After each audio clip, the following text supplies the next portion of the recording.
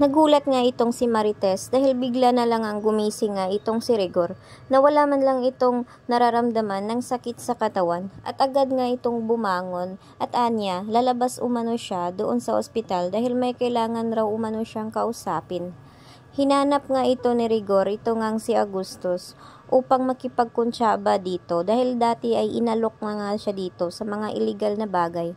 Kaya naisipan nga ni Rigor ngayon na sumanib nga dito. Subalit ay pagpunta nga doon niya sa presinto ay hindi nga siya tinanggap nga nito nga ni Agustus dahil nga malaki rin ang kasalanan niya dito at ani Agustus na hindi na raw umano siya makakabalik sa kanyang posisyon bilang pulis.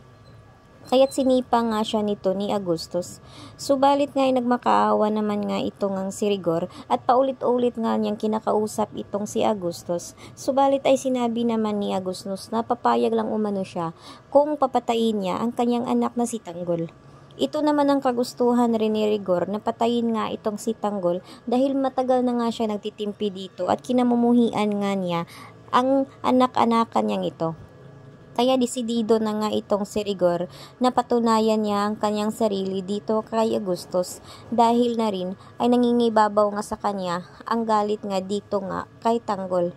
Kaya naman ay pumayag naman nga ito nga si Agustus na isanib nga rin itong si Rigor sa kanyang mga lakad illegal. Dahil na rin dito ay binalik nga siya sa posisyon pansamantala dahil na rin upang makaiwas na sa mga sasabihin ng ibang tao sa kanya. Kaya sa ngayon nga ay temporaryo ngang magtrabaho nga ito ngang si Rigor at dito nga ay magsisimula na nga ang laban ulit ni na Rigor at Tanggol at hindi napapayag itong si Rigor na basta-basta na lang siyang natatalo dito kay Tanggol.